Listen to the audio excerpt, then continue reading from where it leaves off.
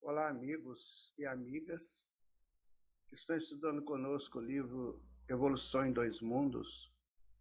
Estamos iniciando o nosso estudo de número 21, que corresponde ao capítulo 20 do livro, que é Corpo Espiritual e Religiões. Importante sabermos sobre as nossas buscas religiosas, que já vêm desde o início da história do homem, por causa do sagrado, quando ele deixa os planos da irracionalidade, ele traz consigo toda uma estrutura do sagrado, porque foi ali, na natureza, que ele evoluiu até o homem. Então esse sagrado está impregnado nele. Quando ele chega ao homem, ele quer saber quem que fez tudo. O que é tudo aquilo? Daí ele está impregnado ainda desse sagrado. E com a ajuda dos amigos espirituais, ele começa a estabelecer os seus cultos. O culto ao sagrado. Por longos milênios, ele busca esse sagrado dentro de si.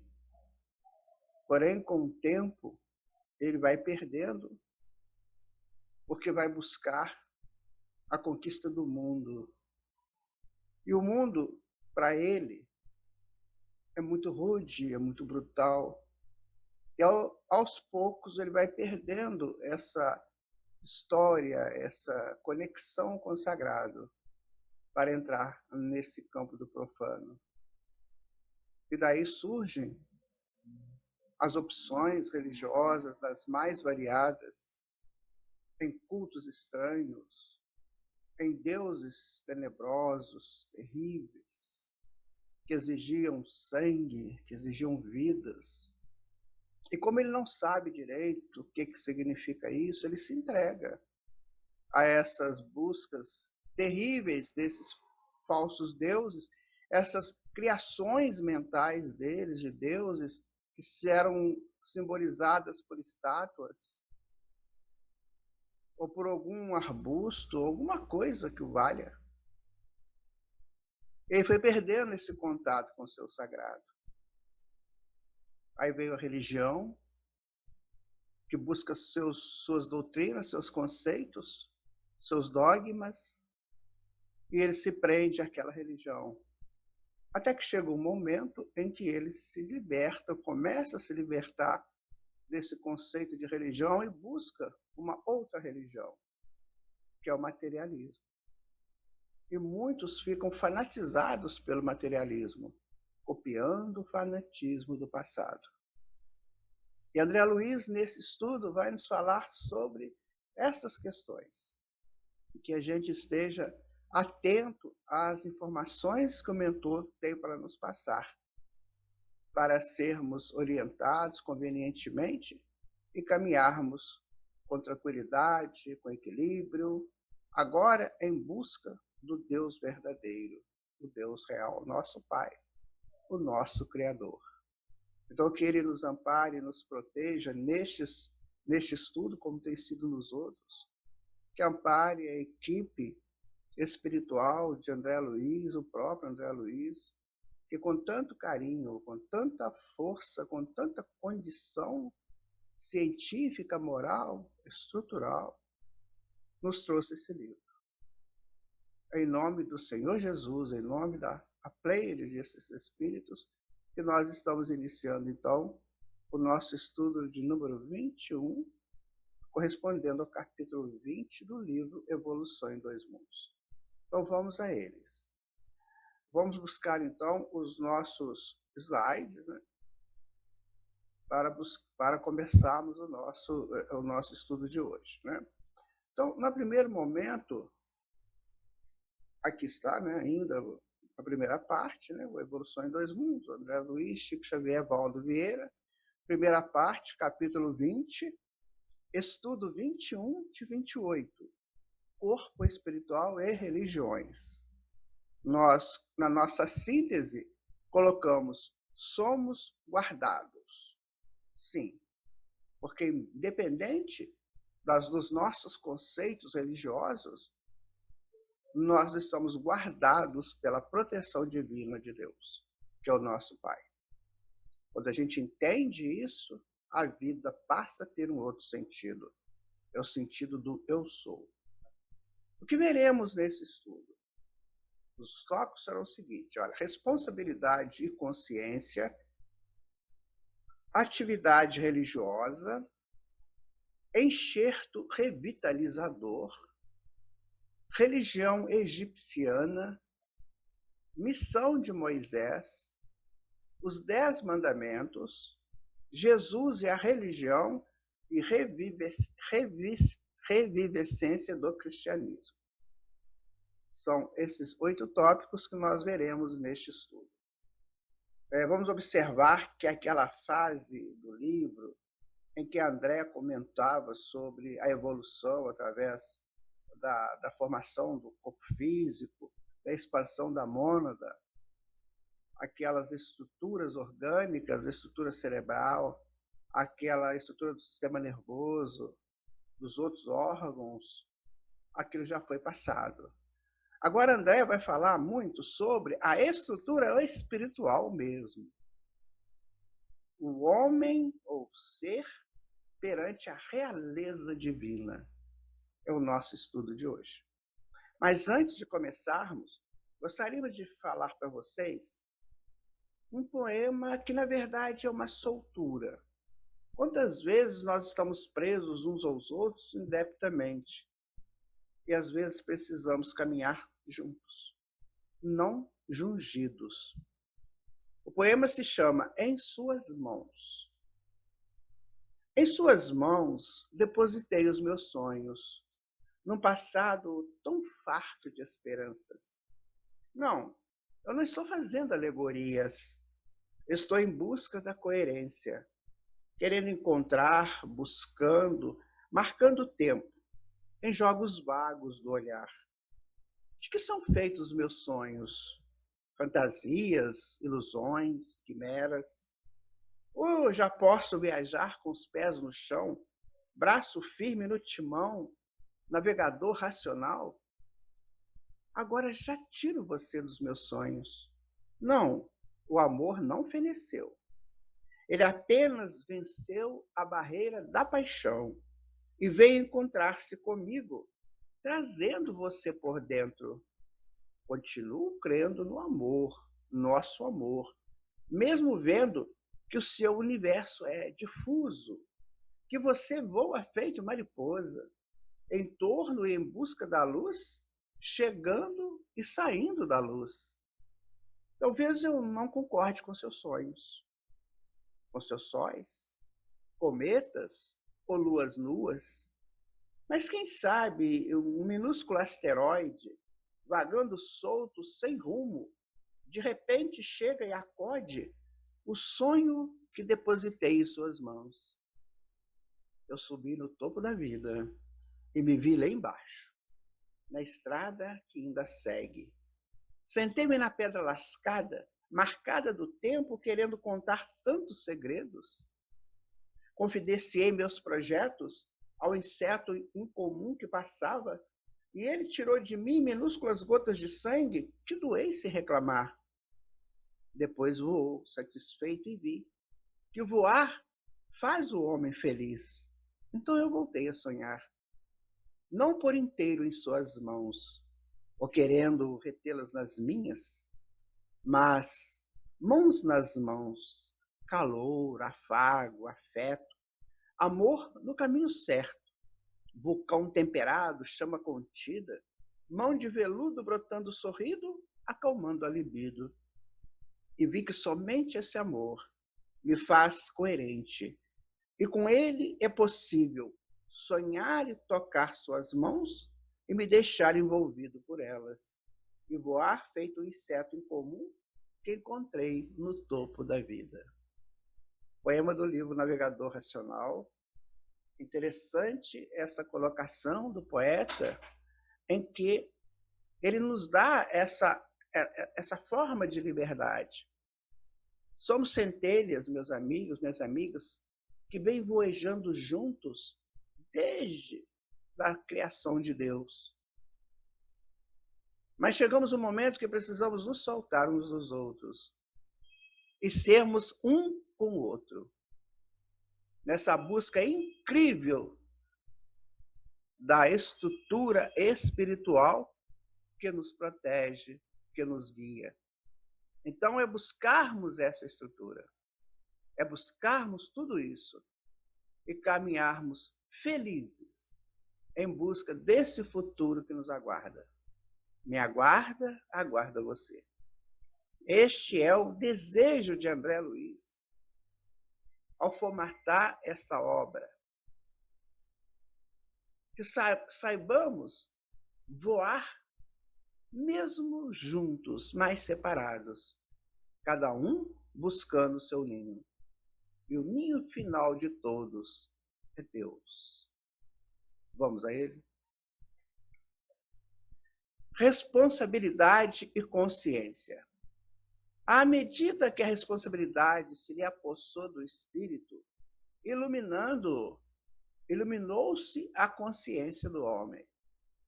Responsabilidade, consciência. Muitos necessitam ainda chegar nesse ponto, mas muitos já chegaram. A centelha da razão converteu-se em chama divina. Lembra aquela centelha que foi criada por Deus, aquela semente e foi crescendo, foi evoluindo ao longo do tempo? Chega uma hora que ela se torna chama divina, que se torna Cristo, o Cristo expandido.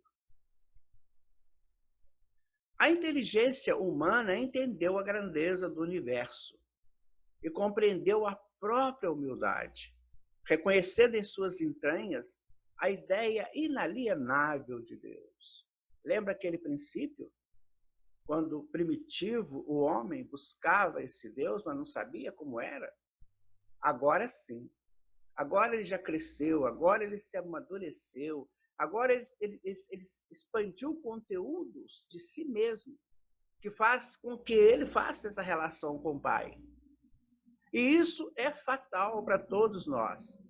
No dia que encontrarmos esse caminho, jamais nos perderemos, nunca mais, porque seremos uno com Deus.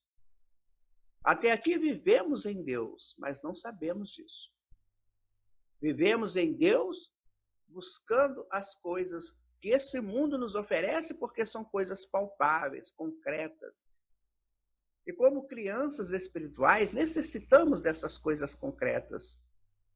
Mas chega um momento que a concretude divina começa a se fazer em nós.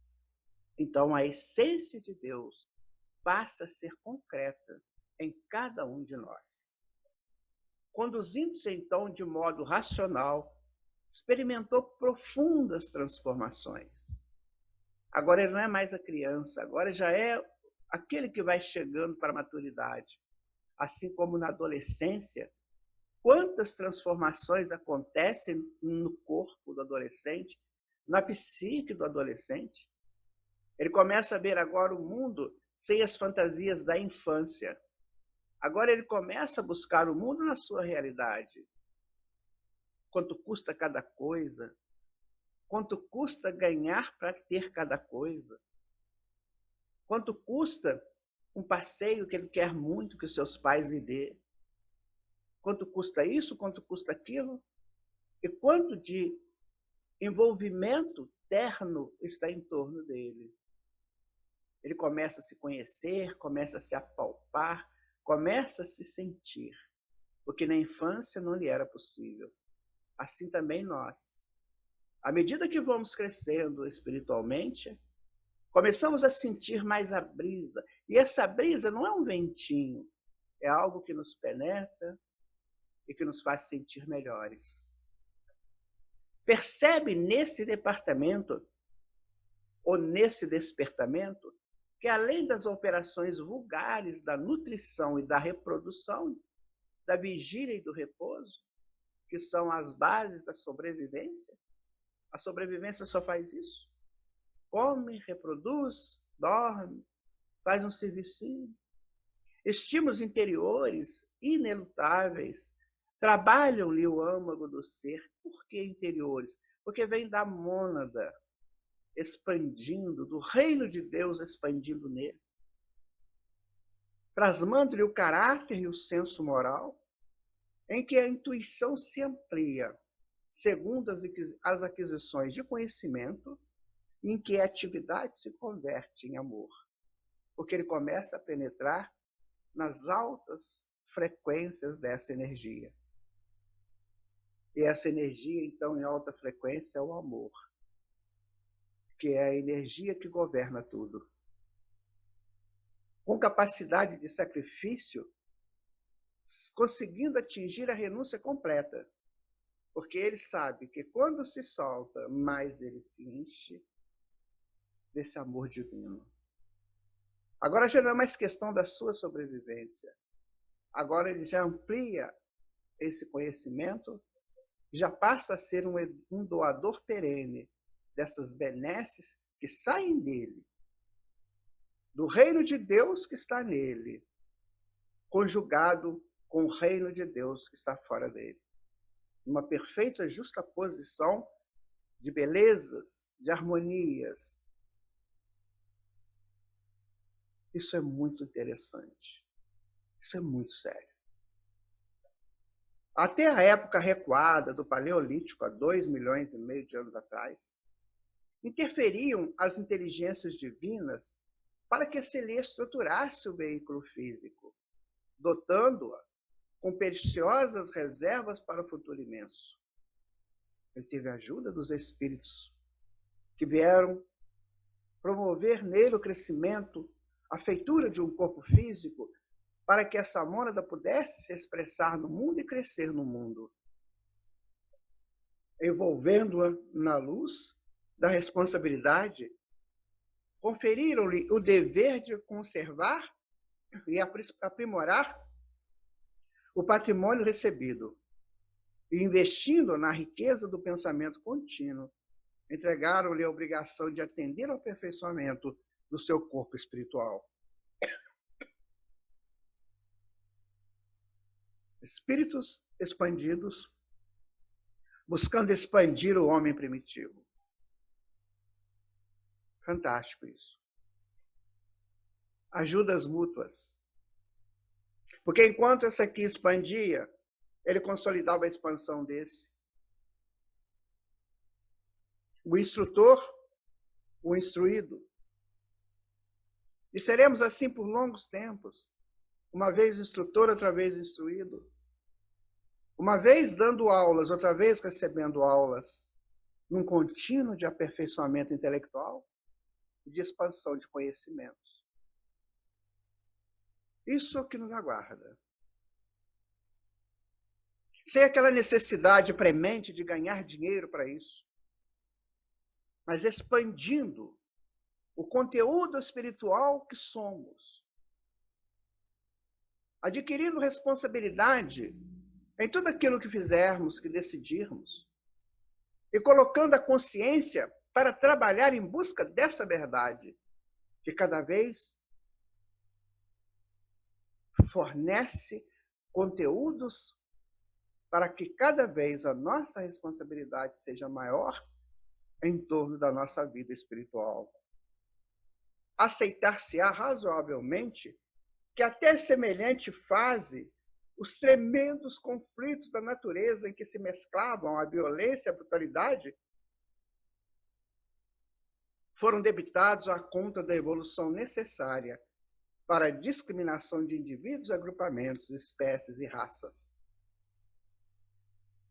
Naquele passado, enquanto mônadas volteando pelo universo, em busca do átomo, muitas vezes se juntavam, faziam voos próximos, grupais, noutras se soltavam, assim como os elétrons, que uma vez juntos em torno do núcleo do átomo, outras dispersam em busca de outros átomos.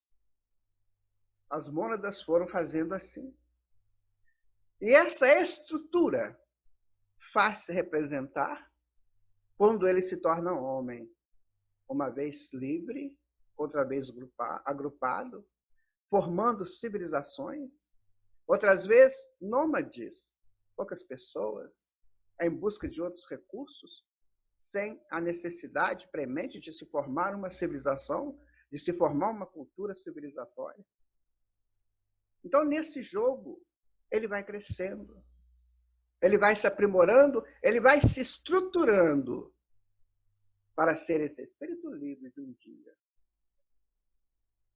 Então, na planta, a inteligência dormita. No animal, ela sonha. Só no homem acorda. Conhece-se, possui-se e torna-se consciente. O grande mestre Leon Denis, contemporâneo de Allan Kardec, em seu livro O Problema do Ser, do Destino e da Dor, nos dá essa joia para pensarmos. Porque fomos nós. Aqui está a história da nossa evolução. Dormimos na planta, acordamos no animal e nos tornamos conscientes no homem. Percebem o que é ser homem? O que é ser mulher? Como que vai muito além de tudo aquilo que nós até agora tínhamos de conceitos por conteúdos da nossa espécie? Como isso se torna mais real, mais ampliado, mais forte, mais luz, mais estrutura? Estabelecido, porém, o princípio de justiça e aflorando a mentação, expansão mental incessante, o homem começou a examinar em si mesmo o efeito das próprias ações, de modo a crescer conscientemente para a sua destinação de filho de Deus, herdeiro e colaborador da sua obra divina. Eu lhes pergunto, amigos e amigas, qual é a doutrina que hoje nos traz informação tão serena, tão contundente, tão real? Qual é o livro que eu busco e que acho coisas tão extraordinárias assim? Porque gradativamente eu me sinto filho de Deus. Você se sente filho ou filha de Deus? Porque esse é o projeto final da evolução. Haverá um dia que provavelmente a nossa evolução termine e seremos então unos com Deus e viveremos na sua glória. Esse é o nosso futuro. Muitas vezes nós buscamos a misericórdia de Deus. Essa misericórdia nos vem como uma ajuda externa, da qual nós temos que dar conta, porque temos que devolver a ajuda que recebemos e mais uma de juros. Depois nós vivemos na graça de Deus, que é como a gente abrisse assim o coração e começássemos a buscar esse Deus, vivendo alternado entre o homem e Deus, entre as graças humanas e as graças divinas. Mas chega o momento que vamos viver na glória de Deus, onde nós deixaremos as fases, essas fases que nos fez chegar até aqui, fases anteriores, para nos tornarmos plenos e glorificados por Deus. É o nosso destino. Espicaçalha-se-lhe, então, a curiosidade construtiva. Quando você chega na esquina da sua evolução e você olha lá no fundo, uma galáxia magnífica, linda, de contornos que a sua mente não sabe definir, tão pouco a minha. E você tem uma curiosidade imensa. Que vida se leva ali? Que luzes são aquelas? Que estruturas são aquelas outras? E é nessa curiosidade que vamos crescendo. Vamos saindo do terreiro da nossa casa, da nossa mente obscura, para a grandiosidade do universo. Pela curiosidade construtiva.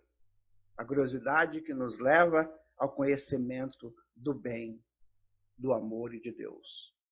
Faminto de elucidações adequadas quanto ao próprio caminho, ergue as antenas mentais para as estrelas, recolhendo os valores do espírito que lhe consubstanciam o patrimônio de revelações do céu, através dos tempos.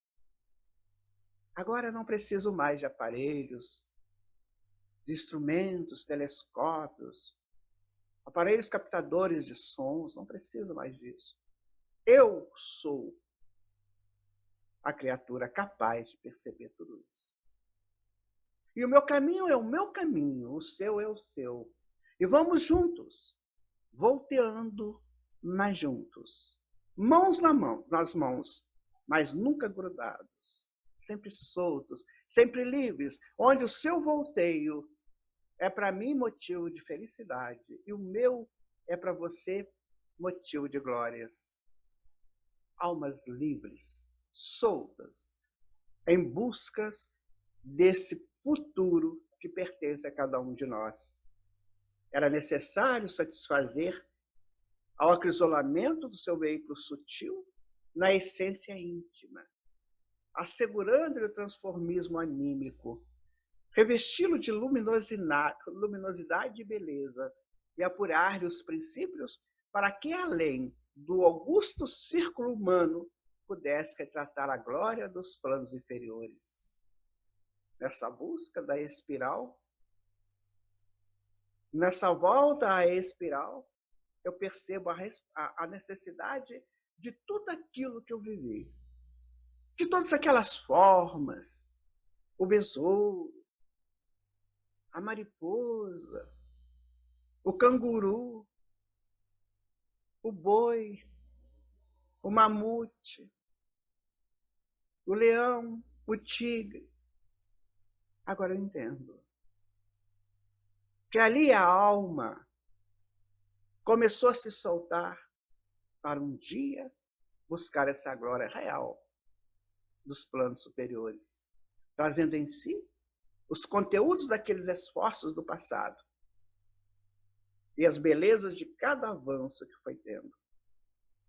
É assim. Para isso, o pensamento reclamava orientação educativa, de modo a despojar-se da espessa sedimentação de animalidade que lhe presidia os impulsos. Era necessário soltar da casca, assim como aquela lagarta soltar da puba, para transformar-se em uma borboleta magnífica. Só que agora, não mais uma borboleta que não pensa, que nem sabe da beleza que é, mas agora como espíritos livres, a transitar livremente pelo universo. Este é o fim de todos nós. Exigia-se-lhe a depuração da atmosfera vital, imprescindível a assimilação da influência divina, era necessário limpar a mente de tantas coisas negativas ali estabelecidas, motivadas pelo orgulho, pelo egoísmo,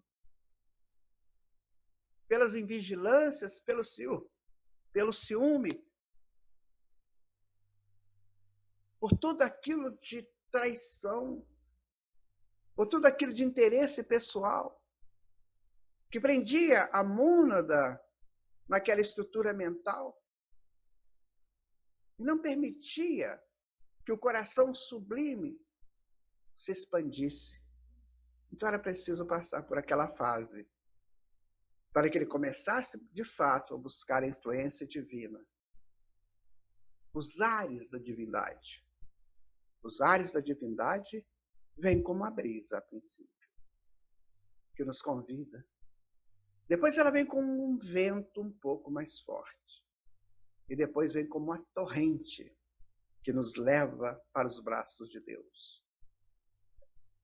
E a atividade religiosa nasceu por instinto mundial de higiene da alma, traçando ao homem diretrizes à nutrição psíquica, de vez que pela própria respiração exterioriza os produtos que elabora na usina mental em forma de eflúvios eletromagnéticos, nos quais se lhe corporificam em movimento os reflexos dominantes, influenciando o ambiente e sendo por ele influenciado. Naquele momento, a religião passa a ser um produto de higienização da alma, porque eu passo a conhecer o divino que está por vir. E quando, entendendo isso, eu começo a me limpar mentalmente, quando eu sinto que pelo Evangelho de Jesus eu posso buscar outros caminhos, e pelo próprio Evangelho eu começo a me higienizar mentalmente, mudar meus sentimentos, mudar meus pensamentos, minhas palavras, minhas ações, e crescer nessa purificação de mim mesmo, que é um trabalho meu, que é um trabalho que me pertence realizar. Então, eu vou influenciando esses ambientes com a minha nova presença. E, ao mesmo tempo, me influencio deles, porque eu sempre busco pares que estão nesse mesmo conteúdo, nesse mesmo desejo, nessa mesma possibilidade harmonizatória. A ciência médica, que é rica de experimentação e de lógica, surgiria para corresponder às necessidades do corpo físico. Mas a tarefa religiosa viria ao encontro das civilizações, plena de inspiração e disciplina, patrocinando a orientação do corpo espiritual em seu necessário refinamento. E eu me lembro, você se lembra, nós nos lembramos, daquelas épocas em que levantávamos pela manhã, vestíamos as nossas melhores roupas. As moças pegavam suas sombrinhas de sedas, as suas bolsas maravilhosas, os seus sapatos ternos, e caminhavam solenemente para o templo religioso. Assim também os moços vestiam suas roupas mais elegantes, porque era o dia do Senhor, era Domini, era o dia do nosso Mestre, era o dia de Deus, nosso Pai.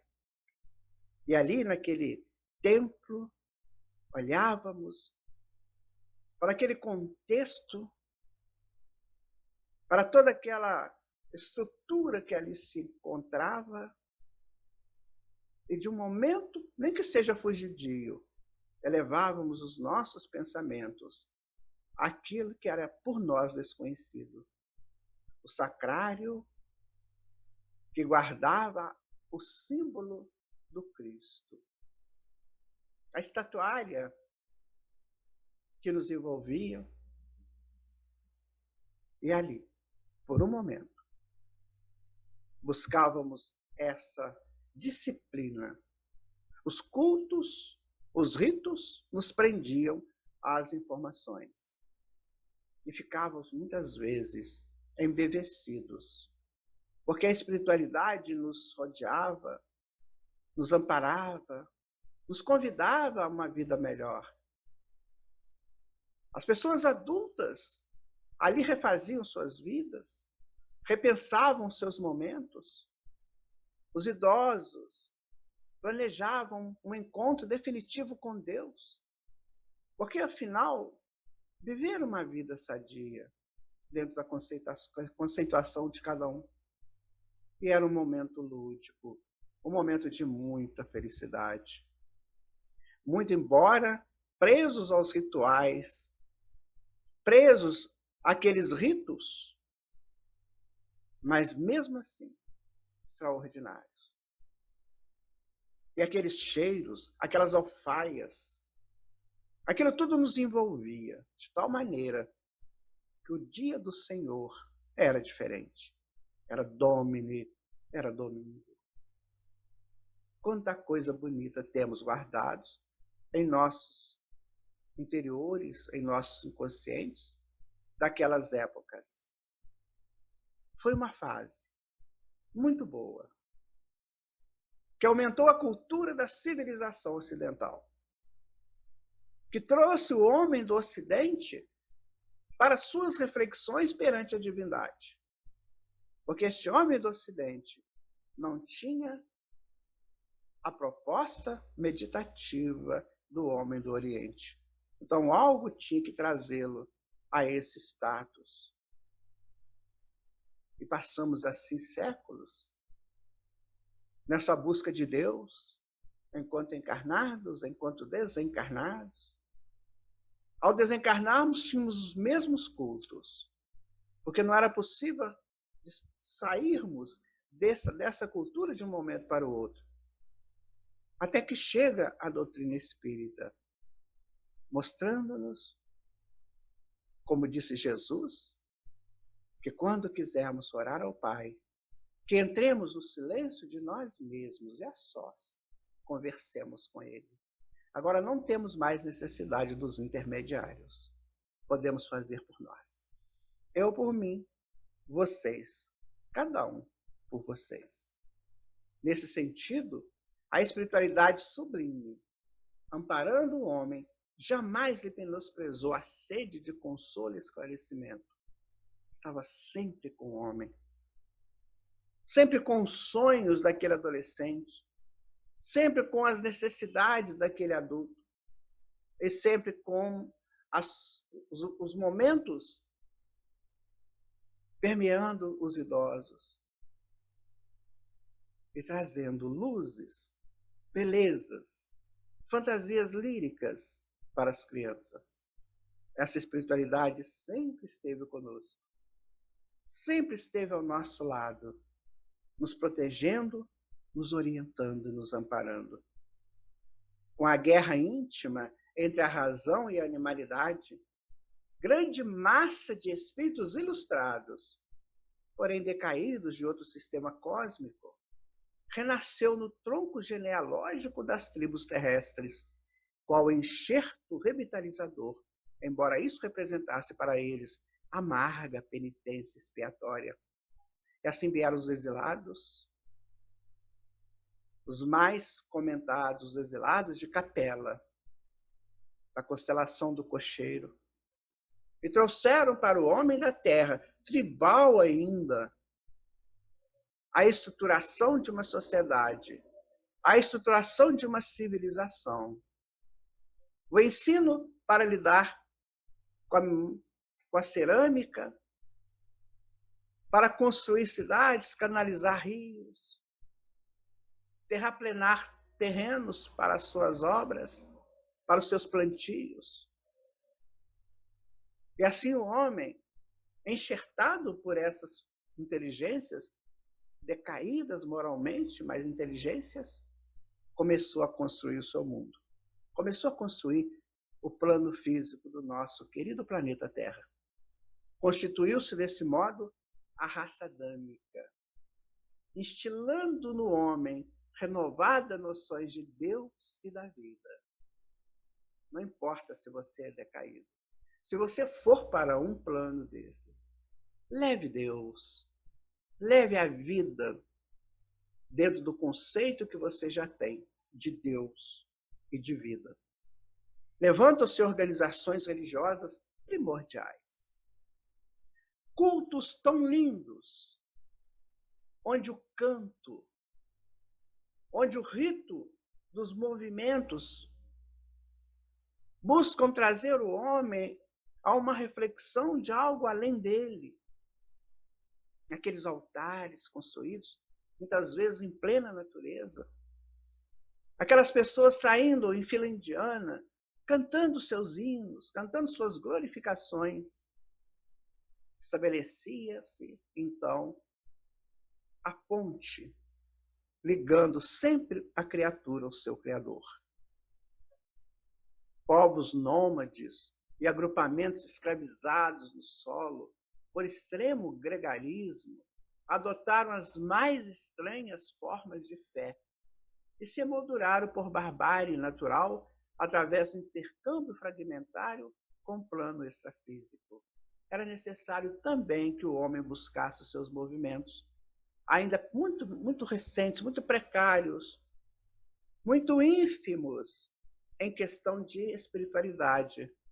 Mas ele fazia isso nesse jogo do plano físico com o extrafísico, onde o homem, como um todo, crescia nas suas propostas de divinização futura.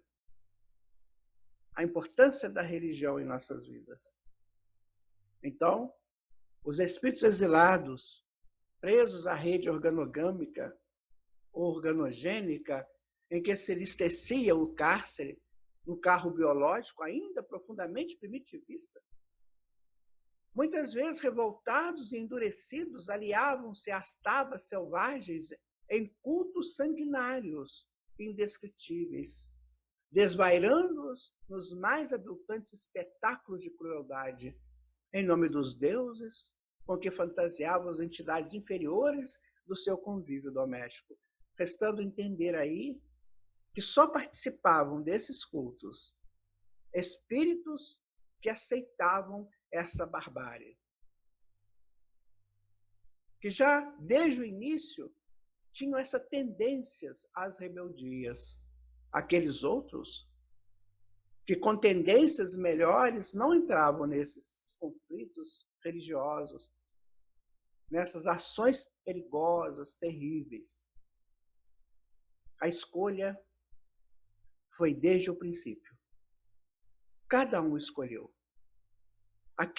Alguns deles, em fervoroso arrependimento das culpas contraídas no mundo de origem, começaram a formar núcleos isolados para o cultivo de meditações superiores, em sagrados tentames de elevação.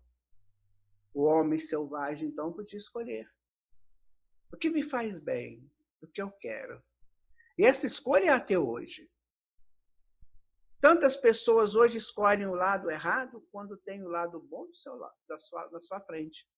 E ele busca ainda o lado mau. Isso é antigo, minha gente. Isso é arcaico. Está na história da humanidade. Houveram exilados que promoveram o tumulto. Houveram exilados que promoveram a disciplina. Qual dos dois eu gostava? Da disciplina ou do tumulto?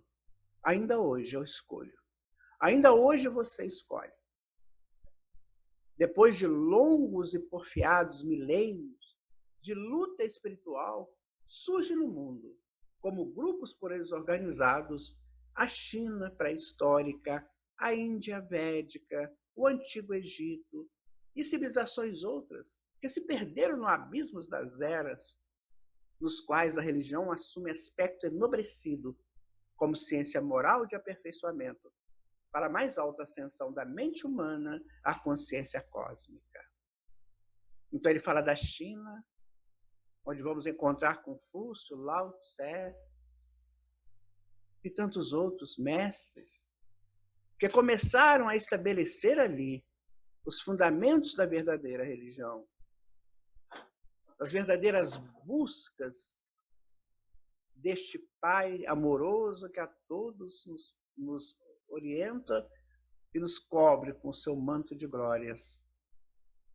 Depois vamos para a Índia védica, os Vedas, mostrando-nos a terapia, mostrando-nos uma doutrina, mostrando-nos projetos de reflexão, de meditação, mostrando-nos trabalhos.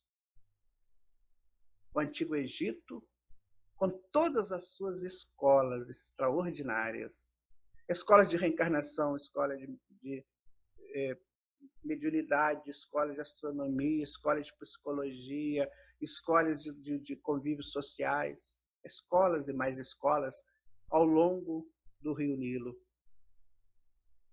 E ali aprendíamos como era bom estar naquelas escolas. Muitos espíritos exilados dali saíram para a volta ao seu planeta de origem. E outras civilizações também, grandes civilizações, os celtas, as civilizações que permearam o lado norte do Mediterrâneo, a Capadócia, a Anatólia como um todo. Muitas vezes pequenas civilizações, outras vezes maiores civilizações.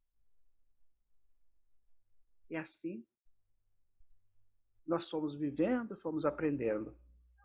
E em todas elas, a religião assume aspecto muito nobre, como ciência moral de aperfeiçoamento, para a mais alta ascensão da mente humana à consciência cósmica. E aqui não podemos deixar de falar da extraordinária biblioteca de Alexandria, onde Hipátia e tantos outros mestres criaram rolos, milhares de pergaminhos, tentando deixar para o homem terreno a estrutura da verdade. Infelizmente, ou por razões de necessidade evolutiva do próprio homem, aqueles rolos sumiram do plano físico. Contudo, estão todos eles guardados no plano espiritual. Um dia nós teremos acesso a essas estruturas superiores do conhecimento. E por que eu insisto em ficar aqui preso no chão da terra, quando eu tenho o céu para conquistar? Dentre todos, desempenho o Egito missão especial, organizando escolas de iniciação mais profundas, como havia comentado.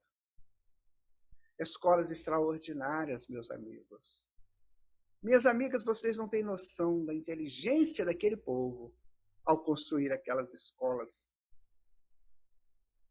Cada escola daquela abrigava até 2.000 pessoas que ali viviam, estudando e aprendendo a conviver, passando informações, se preparando para outros momentos, para outros voos. Muitos deles retornaram para a sua pátria de origem, mas tantos outros ficaram aqui, enxertando o homem, a humanidade com seus conhecimentos sublimes. E vamos encontrá-los ao longo dos séculos. É interessante tudo isso. Essa escola de aprendizagem, de disciplina, de harmonia, de crescimento, onde aquilo que é fútil não vale. Não tem lugar. Só tem lugar o conhecimento avançado. Este que a doutrina espírita está resgatando para o homem. Conhecimentos avançados. Em obediência aos requisitos da crença popular, herdeira intransigente das fixações mitológicas, mantém o sacerdócio cultos diversos a deuses vários, nas manifestações esotéricas dos templos descerrados ao povo. O homem vulgar ainda não tinha condições de entender aquela grandiosidade dos conteúdos egípcios. Então os sacerdotes tinham que fazer aqueles cultos para gradativamente chamar aquele homem aos seus conteúdos de religiosidade. Por isso disse erroneamente que a civilização egípcia era politeísta. Não. Ela era monoteísta. Os grandes, os sábios, os sacerdotes acreditavam num Deus único.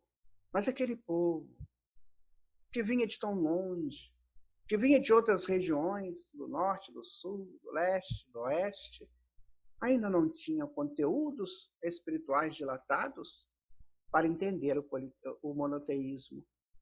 Então era preciso, de alguma maneira, chamá-los para essa realidade. O faziam pelos seus conteúdos ainda de mitologias.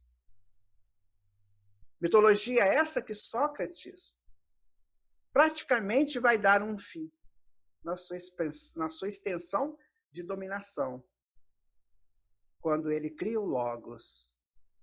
quando ele manda o povo pensar, refletir, raciocinar. Então, a civilização egípcia, gradativamente, ela vai instruindo aquelas pessoas que aportam aos seus territórios. O lar e a escola, a agricultura e o comércio, as indústrias e as artes possuem gênios especiais que os presidem. Na verdade, eram escolas. Escolas que ensinavam a plantar, que ensinavam as leis do comércio, as indústrias, o fabrico das coisas e as artes, que sempre esteve presente como a grande argamassa ao unir ciência, filosofia e religião. Em nome da convicção vulgar, mas na intimidade do santuário, o monoteísmo dirige a implantação da fé. Começamos agora a buscar esse Deus único. As fases mitológicas que começaram na Suméria há mais ou menos 6.000 anos atrás, e praticamente tem o seu fim determinado por Sócrates há 2.500 anos atrás, na Grécia, começa a dar lugar, então, ao homem de raciocínio, à reflexão. E aqueles passados nossos, construindo os nossos corpos físicos, construindo, expandindo a mônada, agora começa a trabalhar a expansão do espírito. Porque o corpo já está consolidado, agora é o espírito que precisa expandir. Então, essas civilizações se nos apresentaram como grandes propostas de escolas. E lá fomos nós. Uma vez plantando, outra vez fabricando, outra vez comercializando, outra vez sendo artistas, em volteios extraordinários dentro das nossas conquistas espirituais. A unidade de Deus é o alicerce de toda a religião egipciana em sua feição superior. O grande André Luiz aqui nos deixa essa certeza que o Egito não foi politeísta, como muitos pregam até hoje. Ele teve a sua fase de ajuda aos espíritos ainda cheios de mitologias. Ele não podia falar de um Deus único quando aqueles espíritos chegavam cheios de deuses. Gradativamente, eles iam inserindo aquelas pessoas em suas escolas monoteístas. Se você quer conhecer o Egito, conheça o Egito monoteísta, porque esse é o Egito real. Para ela, os atributos divinos são a vontade sábia e poderosa, a liberdade, a grandeza, a magnanimidade incansável, o amor infinito e a imortalidade. Eram as escolas do Egito. Agora nós começamos a conhecer um pouquinho mais do Egito. Liberdade, magnanimidade, amor infinito e imortalidade. Por que eles construíam escolas de astronomia? Para quê? Para traçar constelações? Não. Para buscar a essência da imortalidade. Em síntese, acredita que Deus plasmou seus próprios membros, que são os deuses conhecidos.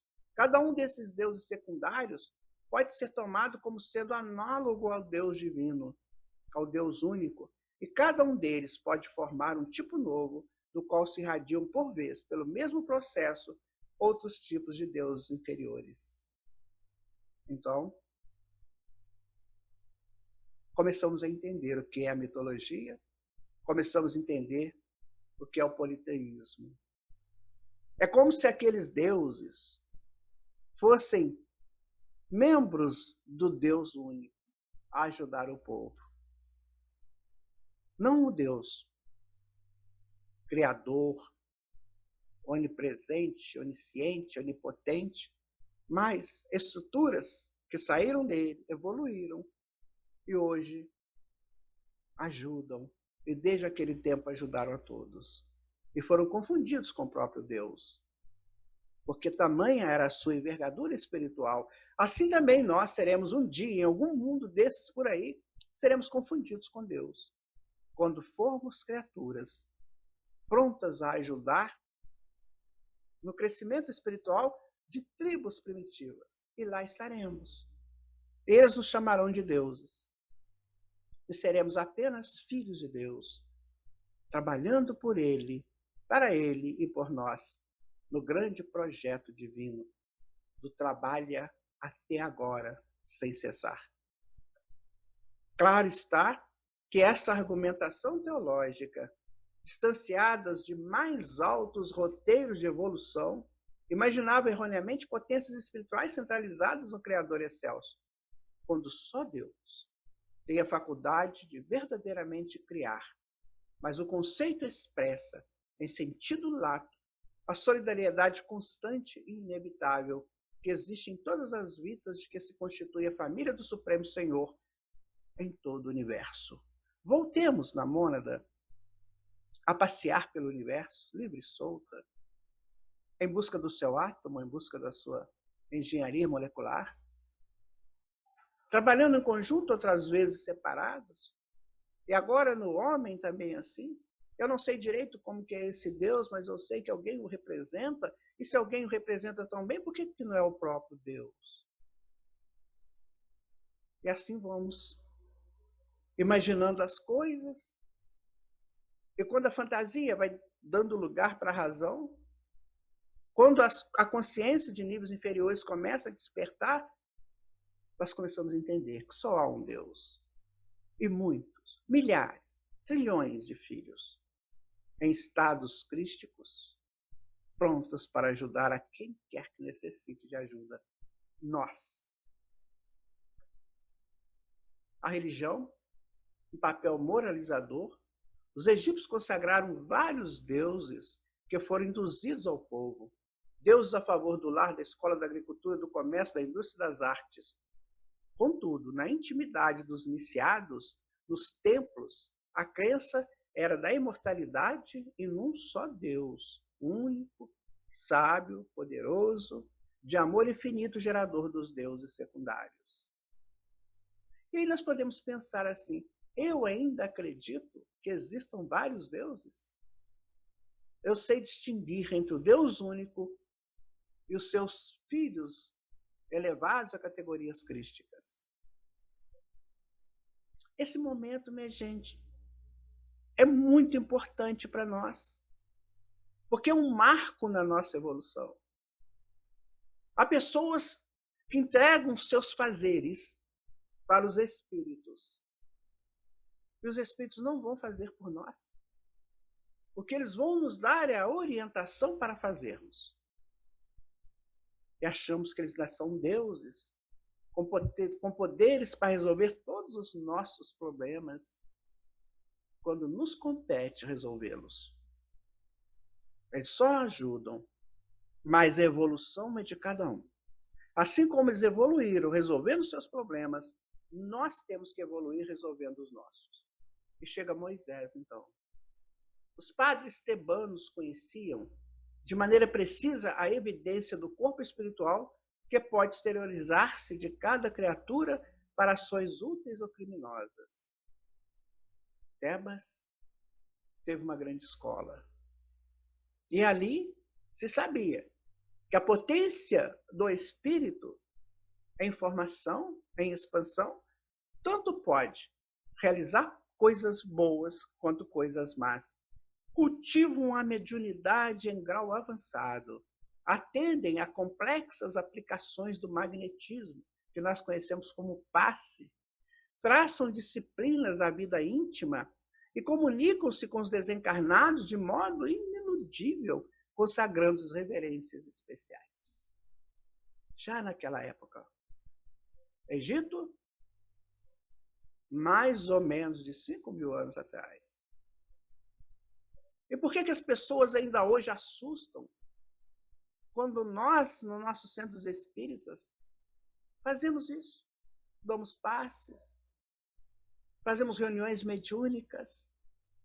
Muitas vezes somos taxados ainda pela ignorância como pertencentes a uma seita que acredita em reencarnação? Aquele tempo também tinha isso. Mas na hora que a dor aperta, é lá que eles vão buscar. Por isso, nós precisamos crescer. Por isso, André Luiz fez esse capítulo, para nos mostrar que precisamos ser livres daqueles empecilhos mentais, ainda obscuros, sem muita lógica, mas que nos prendem. Nesse campo de conhecimento mais nobre, reencarna Moisés, como missionário da renovação, para dar à mente do povo a concepção do Deus único, transferindo-a dos recintos iniciáticos para a praça pública. Abraão, provavelmente 600 anos antes de Moisés, deu início à civilização hebraica, que se dispersa para o Egito, ficando presa 400 anos naquele território, mas também aprendendo com eles. Vamos pensar. Tanto os egípcios quanto os hebreus vieram de Capela. Então eram irmãos de uma outra pátria, que já se conheciam nas suas intimidades de inconsciência. Provavelmente o povo hebreu muito rebelde, o povo egípcio muito intelectual, mas sem moral ainda, e vieram para cá. Um ajudou o outro. Mas houve um tempo em que precisava se separar para que o monoteísmo tomasse conta do mundo. Aquele mesmo monoteísmo que os egípcios pregavam nas suas escolas, agora precisava sair para o mundo. Então alguém tinha que fazer isso. E foi Moisés que o fez. Tirou aquele povo para formar uma outra nação. E essa nação monoteísta trouxesse para o mundo a ideia monoteísta. Os hebreus fizeram isso. E Jesus consolidou isso, porque nasceu ali. Caminhos que percorremos ao longo dos séculos, amparados pela espiritualidade. Entretanto, porque a evolução dos princípios religiosos implica sempre em levantamento de costumes, com a elevação da alma, o desbravador enfrenta batalhas terríveis do pensamento acomodado aos circuitos da tradição, em que as classes se exploram mutuamente, agravando assim os próprios compromissos, para afinal receber os fundamentos da lei no Sinai. Quantas vezes nós nos aglomeramos e ficamos presos a monoideias? Quantas vezes a nossa civilização do presente não quer levantar, não quer sacudir o pó da estrada e fica acomodada a tradições? Ah, mas a minha família era assim. Meu pai, meu avô, meu bisavô. Coitado. Talvez ele é mesmo o próprio bisavô dele, que precisa levantar-se. A doutrina espírita é esse potencial que nos faz levantar, deixar as tradições e buscar um caminho novo. E aí chega um monte. E nesse monte, no alto, na envergadura da altura, nós recebemos Deus e suas leis. Desde essa hora, o conhecimento religioso, baseado na justiça cósmica, generaliza-se no âmago das nações. Porquanto, através da mensagem de Moisés, informa-se o homem comum de que perante Deus, o Senhor do universo e da vida, é obrigado a respeitar os direitos dos semelhantes, para que seja igualmente respeitado, reconhecendo que ele e o próximo são irmãos entre si, filhos de um pai único. Não matar, não roubar, amar a Deus sobre todas as coisas, honrar pai e mãe, não desejar a mulher do próximo ou o marido da próxima, estar em paz consigo. Fundamentos, fragmentos da sublime mensagem do Sinai. A religião passa, desse modo, a atuar em sentido direto no acrisolamento do corpo espiritual para a vida maior, através da educação dos hábitos humanos a se depurarem no cadinho dos séculos, preparando a chegada do Cristo, governador espiritual da Terra. Os hebreus, então, construíram, ao longo de 1.200 anos, desde Moisés até Jesus, o tapete pelo qual Jesus transitaria no mundo. Se você não conhece a civilização hebraica, se você não conhece os profetas, se você não conhece Ruth, Judite, Esther, se você não conhece os Salmos, os Provérbios, a construção, reconstrução do Templo de Jerusalém, se você não conhece o tapete mágico do Mestre de Luz. O homem estava preparado para recebê-lo, para daí passar para a sua funcionalidade de busca do Cristo interno. Até aqui, esse Cristo lutou para sair, para viver, para sobreviver dentro de cada um. Com a chegada de Jesus, no entanto, esse Cristo começa a se expandir, porque o seu semelhante veio, e o semelhante vai atrair o semelhante. Mas era necessário passar por todas aquelas funcionalidades antigas. Era necessário sair das tradições. Era necessário levantar esse pó. Era necessário sair do quadradinho, do terreiro da casa, para receber o Mestre. Entendem agora a importância da civilização hebraica? As ideias da justiça e da solidariedade, dos deveres coletivos e individuais com a higiene do corpo e da mente, atingem ampla divulgação. Há estruturas, há meandros na história dos hebreus que pouca gente adentra, porque poucos se interessam. Mas é chegado o tempo, se quisermos nos conhecer, de conhecer tudo isso. Os 10 mandamentos recebidos mediunicamente pelo profeta brilham ainda hoje por alicerce de luz na edificação do direito dentro da ordem social. E a palavra da esfera superior gravava a lei de causa e efeito para o homem, advertindo-o solenemente: consagra amor supremo ao Pai de bondade eterna, nele reconhecendo a tua divina origem. Informação decisiva para o homem. Se o homem entender isso aí, acabaram-se os problemas. Porque os problemas ficarão menores. Porque ele é de origem divina. E como origem divina, ele tem a potência para se resolver. Precata-te contra os enganos do antropomorfismo. A ideia de que Deus parece com o homem, tem paixões humanas. Porque padronizar os atributos divinos absolutos pelo acanhado atributos humanos é cair em perigosas armadilhas da vaidade e do orgulho. Porque, afinal de contas, eu posso ser Deus. Aliás, eu sou melhor do que Deus. E há tanta gente neste presente que acha isso. Que são deuses. Que podem ser melhor que Deus. Que Deus erra. Porque ele manda filhos com hidrocefalia. Então eu posso mandar matar, porque Deus errou, e eu corrijo o erro de Deus.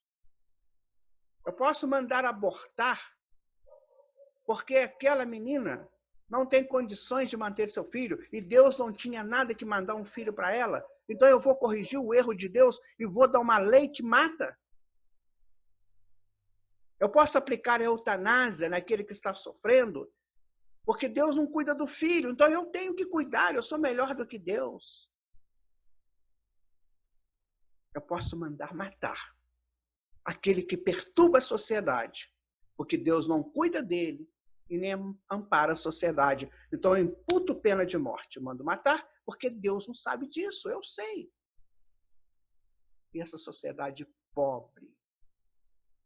Esses homens e mulheres pobres, infelizes, criam leis para isso. Contudo, as suas leis são as leis de lixos, porque estão contra a lei divina. Pensemos nisso. Abstém-se de envolver o julgamento divino na estreiteza dos teus julgamentos. Você acha que você sabe julgar? Não, você não sabe. Você apenas sabe pequenas leis sociais que mudam com o tempo. Você não sabe das leis imutáveis de Deus, porque você não tem força moral para chegar até ela. Recorda o impositivo da meditação em teu favor e em benefício daqueles que te atendem na esfera do trabalho, para que possas assimilar com segurança os valores da experiência. A experiência de cada dia, de cada minuto, de cada segundo. O que é que fazemos nisso? Com isso, lembra-te de que a dívida para com os seus pais terrestres é sempre insolvável por sua natureza sublime. Qual dos senhores? Quem de mim que não precisou do pai e da mãe para estarmos aqui nesse processo de evolução? Por que não honrá-los? Não vou dizer segui-los, mas honrá-los. Responsabilizar-te-á pelas vidas que deliberadamente extinguirás, não matar. Porque se você mata, você cria em você a potência de ser morto também. Talvez não no corpo físico só, mas morto nos arrependimentos, morto nas tristezas, nas angústias do ato impensado. Foge de obscurecer ou conturbar o sentimento alheio, porque o cálculo delituoso emite ondas de força desorientada que voltarão sobre ti mesmo. Lembra do nosso poema do início? Eu agora sei. O nosso amor não acabou, mas eu deixo você livre, para que quando nossas mãos se unirem, se unam em liberdade.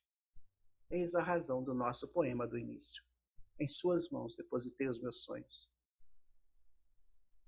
E agora, eu não vou conturbar estes sonhos que eu depositei nas suas mãos. Evita a apropriação indébita para que não agraves as próprias dívidas. Não roube nada, absolutamente nada. Nem ideias, nem objetos, nem amores, nada. Não roube nada. Viva com o que te pertence, porque o que te pertence já é o suficiente. E muitas vezes você não dá conta dele. Desterra de teus lábios toda palavra dolosa, a fim de que não transforme um dia em tropeço para os teus pés. Paulo de Tarso, escrevendo a Tito, quando esse se dirigia para a ilha de Chipre, onde seria o grande coordenador do movimento cristão lá, Paulo escreve: Tito, palavra certa e irrepreensível, para que o adversário, não tendo o que dizer de nós, se dê em retirada. Cuidado com tuas palavras.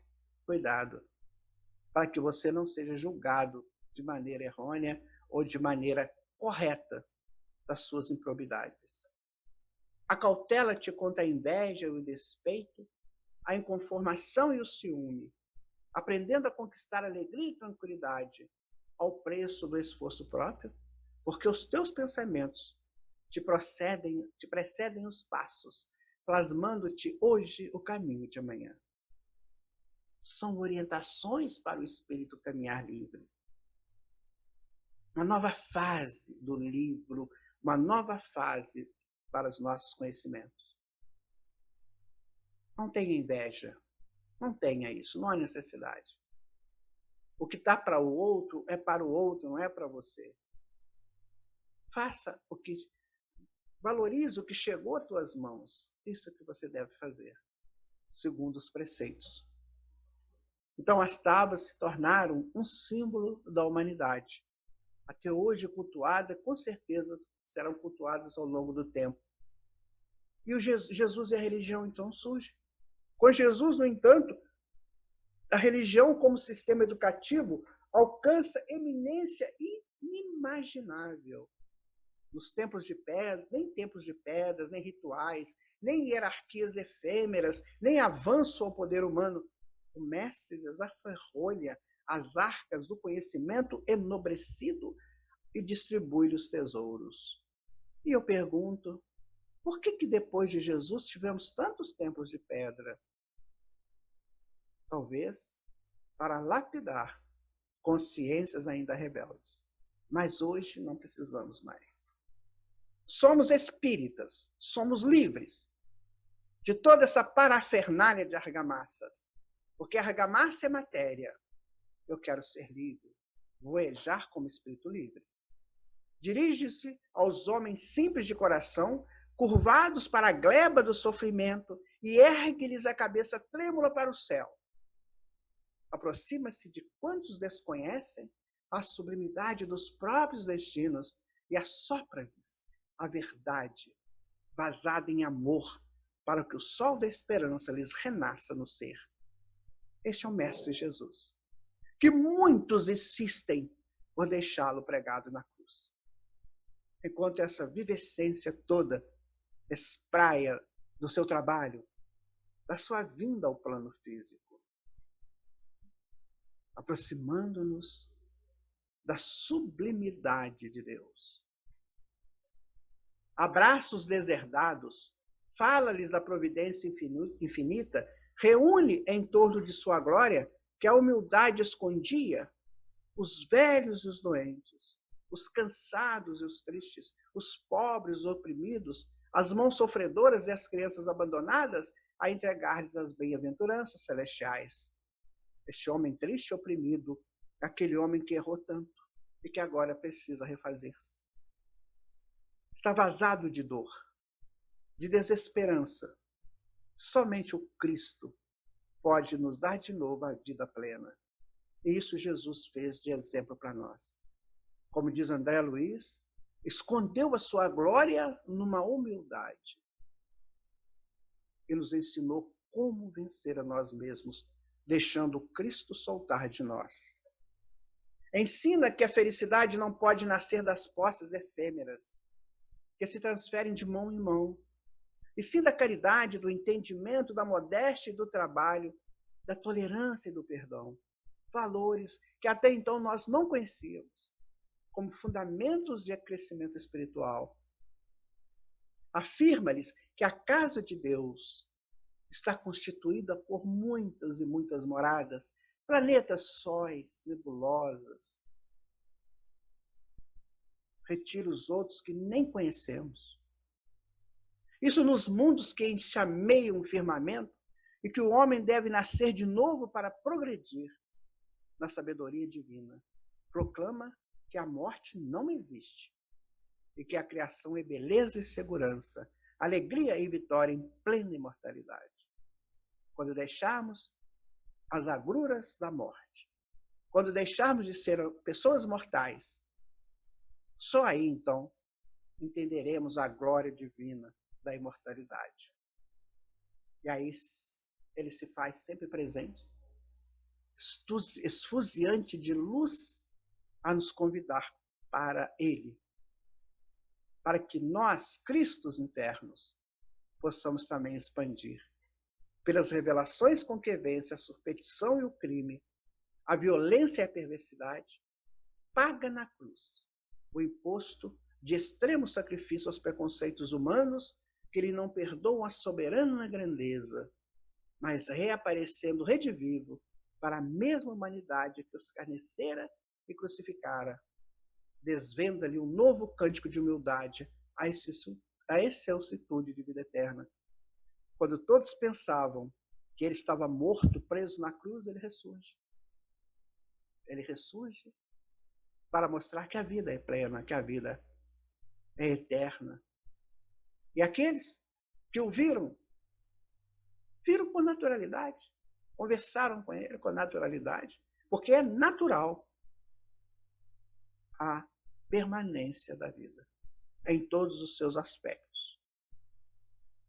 E a revivescência do cristianismo, então, erige-se como código de harmonia inspirando o devotamento ao bem de todos até o sacrifício voluntário, a fraternidade viva, o serviço infatigável aos semelhantes e o perdão sem limites. Agora a sociedade não é mais uma busca absurda, louca de bens materiais, de propostas de colocar o homem em pedestais que daqui a pouco ele vai ter que deixar.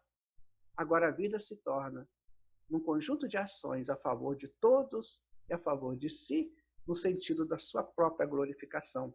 A sociedade vai modificar, vai deixar de ser esta adoração aos deuses mundanos para ser uma completa felicitação do homem na descoberta de si mesmo e do Deus que o aguarda e do céu que lhe é caminho. Iniciam-se em todo o orbe imensas alterações. A crueldade metódica cede lugar à compaixão. Os troféus sanguinolentos da guerra desertam dos santuários. A escravidão de homens livres é sacudida nos fundamentos para que se anule de vez. Levanta-se a mulher da condição de alimária para a dignidade humana. A filosofia e a ciência admitem a caridade no governo dos povos. O ideal de solidariedade pura começa a fugir sob a fronte do mundo. Isso no início. Daqui a pouco, isso será para todos. Estamos vivendo esse início. E que você, que eu, possamos trabalhar para isso. Para essa liberdade de pensamento, essa liberdade de ação, e essa estrutura moral em todas essas liberdades. Que busquemos a filosofia, que busquemos a ciência, mas que nos liberte. Dentro da nossa estrutura de espíritos livres, porque criados por Deus. Moisés instalara o princípio da justiça, ordenando a vida, influenciando-a de fora para dentro. Jesus inaugurou na terra o princípio do amor, a exteriorizar-se do coração, de dentro para fora, traçando-lhe a rota para Deus. E eis que o cristianismo grandioso e simples ressurge agora no Espiritismo, induzindo-nos à sublimação da vida íntima, para que a nossa alma se liberte da sombra que a densifica, encaminhando-se renovada para as culminâncias da luz. Moisés, Jesus, doutrina espírita. Eis as revelações. Eis o que nos foi dado para os nossos crescimentos, agora éticos, morais. Saindo da animalidade, saindo do primitivismo, saindo do tribal, indo em direção ao espiritual. E assim chegamos ao final do nosso capítulo 20 do livro, onde estudamos a responsabilidade e a consciência. Era chegado o momento que a consciência expandir e com ela a responsabilidade, as atividades religiosas que de alguma maneira nos disciplinaram na vida, o enxerto revitalizador que veio dos exilados, pessoas inteligentes que nos trouxeram grandes avanços, a religião egipciana fantástica que nos ensinou tantas coisas, com as suas escolas, que certamente um dia retornarão. Missão de Moisés, o grande libertador do povo que formaria a comunidade, a civilização do Deus único. Os 10 mandamentos, que são as leis da nossa evolução de caráter, de moral. Jesus, a sua plenitude entre nós, e a revivescência do cristianismo pela doutrina espírita. Então, meus amigos, minhas amigas, que estudo é esse? Que livro é esse? Que capítulo é esse? É como se André Luiz dissesse: eu trouxe vocês pela via da evolução até aqui. Agora, neste capítulo, eu estou indicando vocês o caminho dos céus. Cresçam, amadureçam, porque o céu está te aguardando. A aguardadora divina. Nela, todos estamos inseridos. O Pai nos guarda e o Filho também. Nós Porque muitas vezes não nos guardamos. Sabendo que somos assim, e assim guardados, compete-nos agora chegarmos à condição de filho para nos tornarmos também guardadores. É a reflexão final deste capítulo. A guardadura divina. E nela todos estamos inseridos. O Pai nos guarda e o Filho também. Nós que muitas vezes nós não nos guardamos, sabendo que somos assim, e assim guardados, compete-nos agora chegar à condição de filho, para que nos tornemos também guardadores do nosso futuro. Guardar os outros irmãos que estão vindo. Então, meus amigos e minhas amigas, chegamos ao final da primeira parte do livro. Esses 20 capítulos que nos ensinaram sobre modo, desde o início, lá da mônada, ainda buscando o átomo, para se abrigar nele, até esse homem que se liberta por Jesus para o futuro. Extraordinário caminho. Que você possa pegar esse caminho e fazer dele o seu modo de entender a vida agora. Não mais naquelas dúvidas, aquelas incertezas, inseguranças, mas agora sabendo o quanto somos protegidos e o quanto somos envolvidos pela natureza divina que está lá e que está aqui dentro de mim, está dentro de você. Então, amigos, amigas, caminhemos firmes, solenes, porque é um grande futuro que nos aguarda. Essa dorzinha de hoje, isso passa. Porque o que vai prevalecer mesmo é o Cristo que está crescendo dentro de mim e dentro de você. Que demos as mãos, mas que as deixamos soltas ao mesmo tempo. Que busquemos planificar esses ares que estão cheios de amor. Porque o éter, o fluido cósmico, é a expressão do amor. E todo objeto que eu toco nada mais é do que a solidificação deste fluido. Portanto, é o amor. Cada objeto é um amor. Que eu saiba disso e viva isso. Cada pessoa é o amor, já em projetos maiores. Que eu as respeite.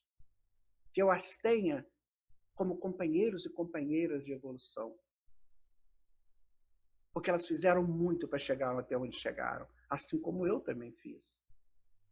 Que possamos nos amar profundamente. O amor que liberta, o amor que constrói. Não o amor que faz do outro objeto, mas esse amor que estua para a plenitude de cada ser. Obrigado por esses 20 capítulos. Ainda teremos mais 20. Agora condensados, porque são menores, mas que estejamos sempre juntos, nessa busca da plenitude do ser. Jesus abençoe você, seu lar, sua vida, e te dê uma orientação cada vez maior, para que cada vez maior eu te veja grande. Muita paz, muita harmonia. Até o nosso próximo estudo.